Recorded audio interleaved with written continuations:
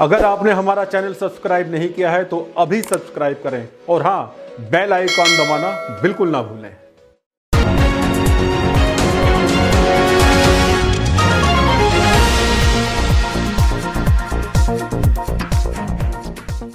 नमस्कार दोस्तों, VVIP news के इस नए एपिसोड में मैं राज कौशिक आपका स्वागत करता हूं। मित्रों, आम बजट 2023-24 आ चुका है। पूरे देश में इस समय उसे लेकर चर्चाएं जोरों पर हैं। मोदी सरकार और भाजपा के समर्थक लोग जहां इस बजट में तमाम खूबियों को देख रहे हैं, वहीं कांग्रेस और अन्य गैर भाजपाई दल और उनके समर्थक कह रहे हैं कि इस बजट में कुछ भी खास नहीं है। दोस्तों, इस वाद विवाद में ना जाते हुए यहां मैं संक्षिप्त में इस बजट की 10 खास बातों का जिक्र आपके साथ करना चाहता हूं। मेरी नजर में इस बजट की पहली खास बात है कि वित्त मंत्री निर्मला सीतारमण ने इनकम टैक्स स्लैब में बदलाव की घोषणा की है। उन्होंने 8 साल बाद स्लैब बदला और 7 लाख की इनकम पर टैक्स छूट देने की घोषणा की है। देखिए क्या था लोकसभा का नजारा जब यह घोषणा की गई। Now I come to what everyone is waiting for. Personal income tax. I have 5 major announcements to make in this regard. These primarily benefit our hard-working middle class. The first one concerns rebate. Currently, those with income up to 5 lakh do not pay any income tax in both old and new regimes. I propose to increase the rebate limit to 7 lakhs in the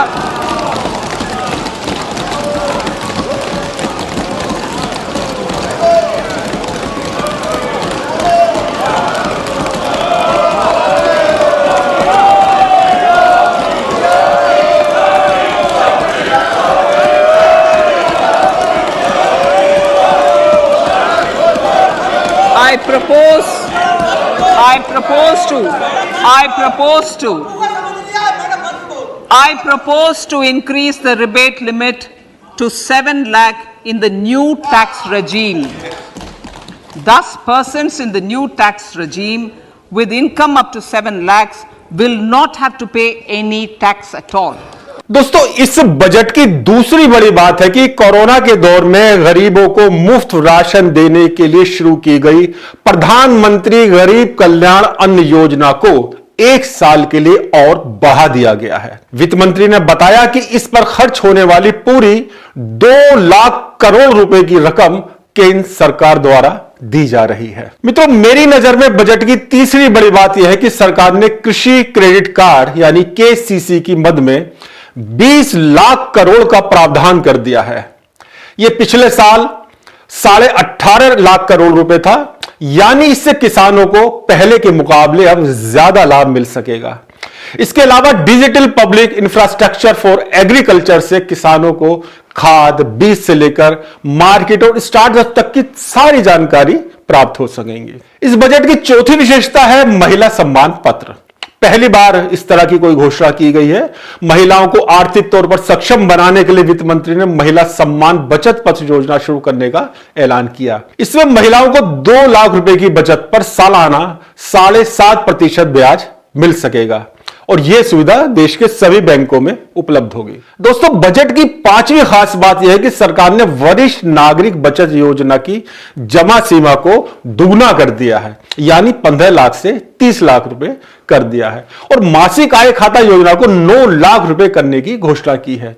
वहीं savings account में रखी जाने वाली रकम की limit भी 4.5 लाख रुपए से बढ़ाकर अब 9 लाख रुपए कर दी जाएगी। मित्रों, बजट 2023-24 की छठी खास बात यह है कि उद्योगों के लिए एक बड़ा ऐलान किया गया है। देश में 6 करोड़ से ज्यादा छोटे और मझोले उद्योग हैं, 84,000 से ज्यादा स्टार्टअप भी हैं। इनके लिए नई क्रेडिट गारंटी स्कीम 1 अप्रैल 2023 से लागू होगी। इसमें छोटे मझोले उद्योगों को बिना गारंटी के 2 लाख करोड़ रुपए का ऋण दिया जाएगा। बजट की 7वीं विशेषता यह है कि इस बार रेलवे को करीब 2.41 लाख करोड़ की धनराशि आवंटित की जा रही है। रेल मंत्री अश्विनी वैष्णव ने देश में दिसंबर 2023 से हाइड्रोजन ट्रेन चलाने का ऐलान किया है। पहली बार देश में हम हाइड्रोजन ट्रेन को चलता हुआ देख सकेंगे। इसे भारत में ही डिजाइन और निर्मित किया जाएगा और हाइड्रोजन ट्रेन सबसे पहले कालका शिमला जैसी हेरिटेज सर्किट पर चलेगी। इसके बाद इसका विस्तार कर अन्य स्थानों पर भी इसे चलाए जाने की योजना है। रेल मंत्री ने टेलीकॉम सेक्टर को लेकर भी बड़ा ऐलान किया है। उन्होंने बताया कि इस साल फरवरी तक 2000 शहरों में 5G ट्रायल हो चुके होंगे। जी हां, 2000 शहरों में 5G तकनीक के लिए नए लैब की घोषणा की गई है। भारत बहुत जल्द टेलीकम्युनिकेशन का एक्सपोर्टर बनेगा। यह बजट की 8वीं खास बात है। मित्रों, इस बजट की 9वीं बड़ी बात शिक्षा से जुड़ी हुई है। निर्मला सीतारमण ने शिक्षा को लेकर भी बड़ा ऐलान किया है। उन्होंने कहा कि 740 एकलव्य मॉडल आवासीय विद्यालयों के लिए अगले 3 वर्षों में 38,000 शिक्षकों और सहायक कर्मचारियों की भर्ती की जाएगी। मित्रों, इस बजट की 10वीं बड़ी बात स्वास्थ्य संबंधी है। वित्त मंत्री निर्मला सीतारमण ने बजट पेश करते हुए सिकल सेल एनीमिया बीमारी को खत्म करने की बात कही। उन्होंने कहा कि 2047 तक सिकल सेल एनीमिया डिजीज से भारत को मुक्त कराने का लक्ष्य रखा गया है। इसके लिए एक मिशन शुरू किया जाएगा। आप में से बहुत से लोग इस बीमारी के बारे में नहीं जानते होंगे, मैं भी नहीं जानता था, लेकिन जब बजट में इसका जिक्र किया गया तो इसके बारे में विस्तार से पता चला। आपको इस बीमारी के बारे में विस्तार से जानकारी मिल सके, इसके लिए हमने एक खास रिपोर्ट तैयार की है। आइए पहले देखते हैं वो report. Sickle cell anaemia blood की कमी से जुड़ी एक बीमारी है। ये एक जेनेटिक डिसऑर्डर है जिसमें रेड ब्लड सेल्स प्रभावित होते हैं। रेड ब्लड सेल्स का साइज और शेप बदलने लगता है, जिससे नसें ब्लॉक होने लगती हैं। आनुवांशिक रोग होने के चलते शरीर में खून भी सही तरह से नहीं बनता। खून की कमी के चलते ये बीमारी किडनी, स्प्लीन और लिवर जैसे शरीर के दूसरे अंगों को भी डैमेज करने लगती है। ये बीमारी आदिवासी क्षेत्रों में सबसे ज्यादा देखने को मिलती है। ताजा आंकड़ों के मुताबिक भारत में प्रत्येक साल लगभग 10 लाख लोग इस बीमारी से पीड़ित हो जाते हैं। इस बीमारी में मरीज के हाथों, पांव और शरीर के अन्य अंगों में भयंकर दर्द रहने लगता है। विशेषज्ञों के अनुसार अगर इस बीमारी से पीड़ित महिला व पुरुष की शादी होती है तो बच्चे में इस रोग के होने के 100% चांसेस होते हैं। अगर पति पत्नी में से कोई एक ही इससे पीड़ित है तो फिर बच्चे में इसके होने की संभावना आधी रह जाती है। दोस्तों, इस बीमारी और बजट में इसके उन्मूलन के प्रावधान के बारे में जानने के बाद आप समझ सकते हैं कि मोदी सरकार के इस बजट में स्वास्थ्य को लेकर कहां तक सोचा गया है। बताया गया है कि सिकल सेल एनीमिया को दूर करने के लिए मिशन की शुरुआत छत्तीसगढ़ से की जाएगी। जो भी महिला व पुरुष पॉजिटिव पाए जाएंगे उन्हें इस बीमारी को लेकर जागरूक किया जाएगा। उन्हें बताया जाएगा कि इस बीमारी में पॉजिटिव पाए गए पुरुष और महिला आपस में शादी ना करें। दोस्तों, इन 10 विशेषताओं के अलावा मुझे जो इस बजट में एक बात बहुत ज्यादा पसंद आई, बाकी बातों से अगर उसकी तुलना करें तो बात तो बहुत छोटी है, लेकिन मेरा मानना है कि वो एक बहुत ही महत्वपूर्ण बात है। उस बात की चर्चा करने से पहले आपको बता दूं, उत्तर प्रदेश के मुख्यमंत्री योगी आदित्यनाथ ने इस बजट को लेकर क्या प्रतिक्रिया दी। योगी ने बजट की खूब सराहना की। उन्होंने कहा कि बजट का सबसे अधिक फायदा उत्तर प्रदेश को मिलेगा। उन्होंने कहा कि नए बजट के अंतर्गत यूपी में राष्ट्रीय राजमार्गों का काम सबसे ज्यादा होगा, क्योंकि नेशनल हाईवेज का सबसे बड़ा नेटवर्क यूपी में है और यूपी से सबसे ज्यादा प्रस्ताव हाईवेज के मामले में केंद्र को भेजे गए हैं। इसी प्रकार रेलवे का भी सबसे बड़ा नेटवर्क उत्तर प्रदेश में है। इस बार रेलवे ने अपना बजट बहुत बढ़ाया है। जाहिर है अन्य प्रदेशों के मुकाबले रेलवे के बजट का अधिक हिस्सा और नई नई सुविधाएं यूपी में ज्यादा मिलेंगी। देखिए क्या कहा है सीएम योगी आदित्यनाथ ने। प्रधानमंत्री जी के मार्गदर्शन में उत्तर प्रदेश सरकार ने उत्तर प्रदेश के अंदर 100 विकास खंड को एस्पिरेशनल विकास खंड, वही पैरामीटर हम लोगों ने चिन्हित किए थे नीति आयोग के मार्गदर्शन में, और उस पर कार्य करना प्रारंभ किया। और हमें प्रसन्नता है कि 500 विकास खंड देश के अंदर एस्पिरेशनल यानी आकांक्षात्मक विकास खंड के रूप में उन्हें आगे बढ़ाने का कार्य होगा। और उत्तर प्रदेश के 100 विकास खंड पे इस पे ऑलरेडी कार्य प्रारंभ भी हो चुका है और इसका लाभ भी उत्तर प्रदेश को मिलेगा। शिक्षा के क्षेत्र में खासतौर पर बच्चों के लिए, स्कूली शिक्षा के लिए, किशोरों के लिए नेशनल डिजिटल लाइब्रेरी की व्यवस्था और लाइब्रेरी स्थापित करने के लिए भी तमाम प्रकार के प्रावधान बजट में किए गए हैं।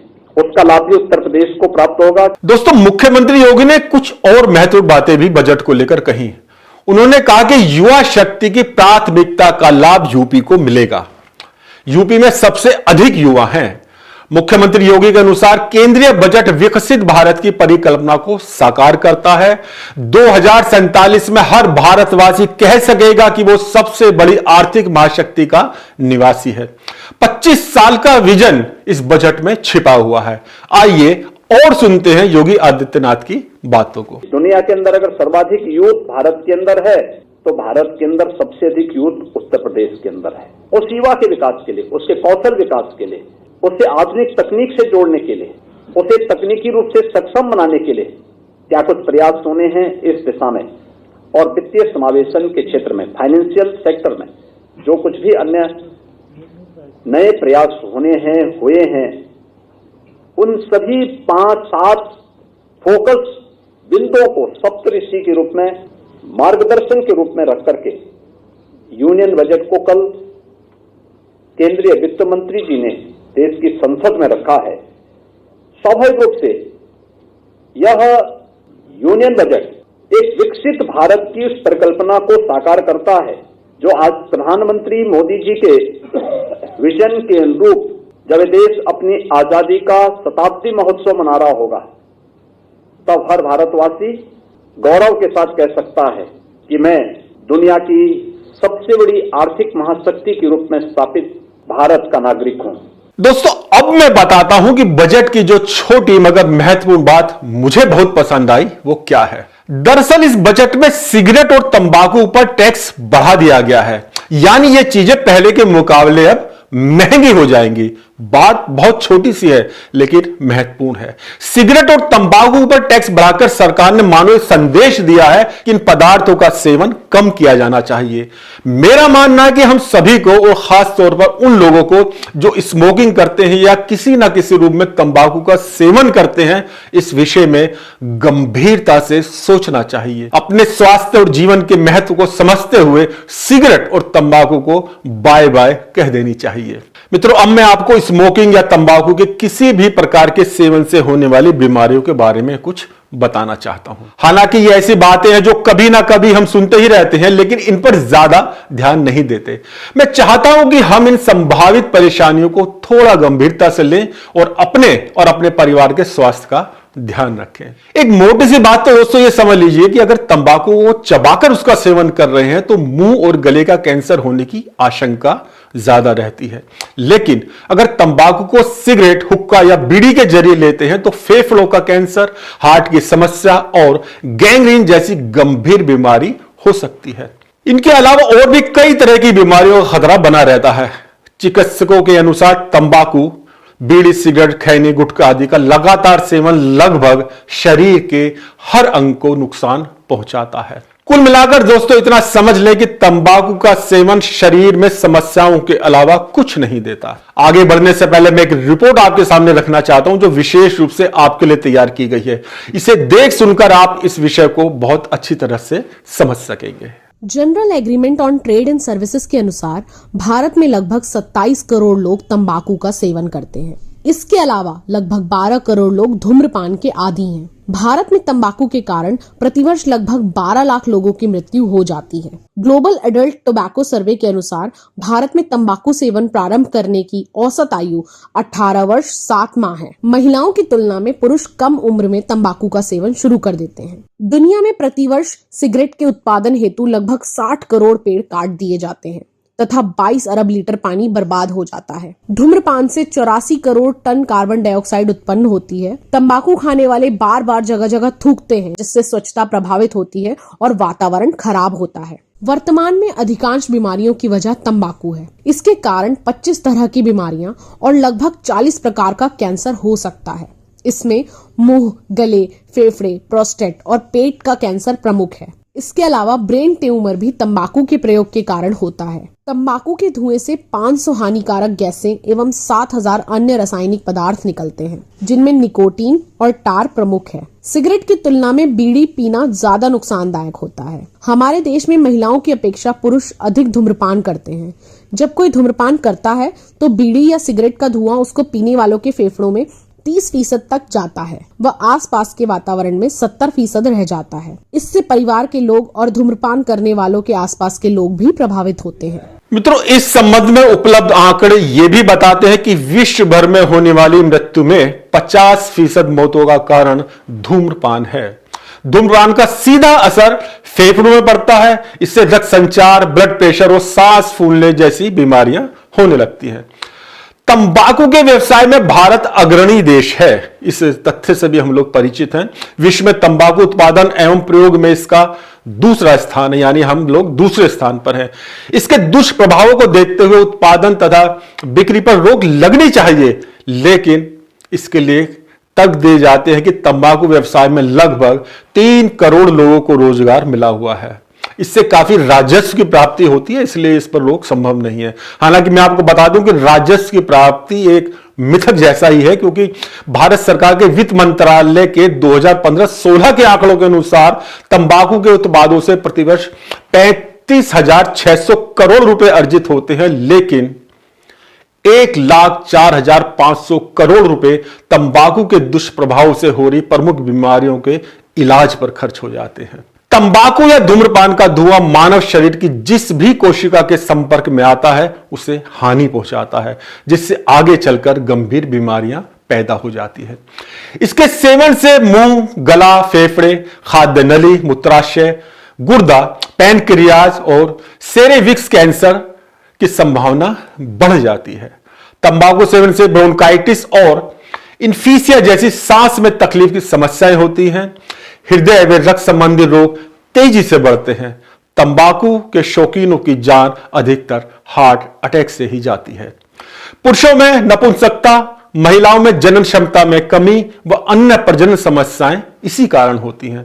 सांस में बदबू, मुंह, आंखों के आसपास झुर्रियां तो बिल्कुल आम बीमारी है। दोस्तों, धूम्रपान करने वाले लोगों के आसपास रहने वालों में भी रोग की आशंका बढ़ जाती है। घर में स्मोकिंग से बच्चों को निमोनिया, श्वास रोग, अस्थमा, फेफड़े की गति धीमी होने जैसे रोग हो सकते हैं। विशेषज्ञ ये भी मानते हैं कि हर सिगरेट के साथ 14 मिनट हमारी उम्र घट जाती है।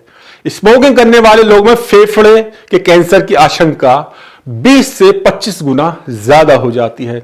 ऐसे लोगों में दिल का दौरा पड़ने का खतरा 2 से 3 गुना अधिक हो जाता है। विशेषज्ञ ये भी मानते हैं कि स्मोकिंग करने वाले और तंबाकू का सेवन करने वाले व्यक्ति में अचानक मौत होने का खतरा 3 गुना अधिक हो जाता है। एक बात और, सामान्य व्यक्ति की तुलना में ये व्यक्ति 30 गुना अधिक बीमार रहते हैं। तंबाकू सेवन करने वाली महिलाओं में गर्भपात की दर सामान्य महिलाओं से तकरीबन 15% अधिक होती है। तंबाकू सेवन के कारण महिलाओं में फेफड़ों का कैंसर, दिल का दौरा, सांस की बीमारी, प्रजनन संबंधी विकार, माहवारी से जुड़ी समस्याएं ज्यादा होती हैं।